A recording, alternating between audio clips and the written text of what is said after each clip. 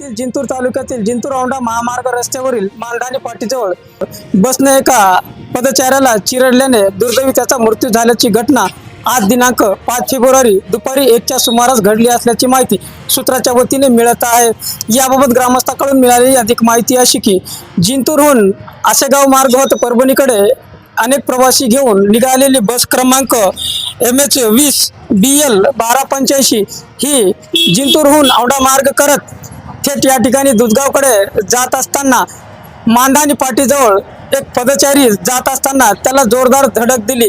दरम्यान पदचाऱ्याचे नाव या ठिकाणी ज्ञानेश्वर गंगाधर तळेकर हा गंभीर जखमी अवस्थेत रस्त्यावर असताना ग्रामस्थांनी सामाजिक कार्यकर्ते नागेश आकात यांना संपर्क केला व घटनेची माहिती देताच घटनास्थळी दाखल झाले व सामाजिक कार्यकर्ते नागेश आकात व त्यांच्या सहकार्याने घटनास्थळावर त्यांना जिंतूर ग्रामीण रुग्णालयात दाखल केले असता जिंतूर ग्रामीण रुग्णालयातील वैद्यकीय अधिकारी डॉक्टर विश्वजित मोरे यांनी तपासून त्यांना मृत घोषित केले।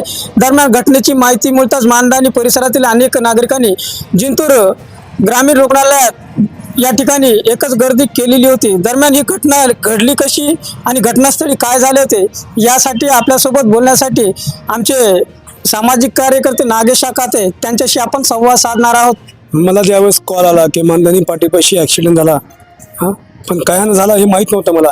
पण ज्यावेळेस मी मानधनी पाटीपाशी गेलो पण ज्यावेळेस अध्यात्मिक जाऊन पाहिलं तर त्याच्या मुंडक्याहून गाडी गेलेली होती।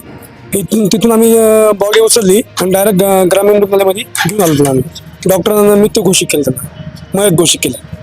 त्याचे नातेवाईक देखील या परिसरामध्ये आलेले असून शवविच्छेदनाची प्रक्रिया सुरू असून जिंतूर पोलीस ठाण्याचे पोलीस निरीक्षक गजेंद्र सरोदे तसेच या ठिकाणी सहाय्यक पोलीस निरीक्षक बालाजी पुंड व बीट जमादार यशवंत वाघमारे यांचा पथक देखील या ठिकाणी दाखल झाला असून प्राथमिक पंचनामा सुरू असून त्यानंतर या ठिकाणी शवविच्छेदन करण्यात येणार असल्याची माहिती मिळत आहे। सदर घटनेमुळे या मालधानी परिसरामध्ये एकच शोककळा पसरली असल्याचे दिसून येत असून पत्नी व 3 मुली असा परिवार असून तो अल्पभूधारक शेतकरी असल्याची माहिती गावकऱ्याच्या वतीने मिळत आहे। दरम्यान बाबत जिंतूर पोलिसात बातमी देईपर्यंत कोणतीही नोंद झाली नसल्याची माहिती मिळत आहे। जिंतूर सहार न्यूज चॅनलची बातमी आवडल्यास लाईक करा, शेअर करा, कमेंट्स करा, सबस्क्राईब करा।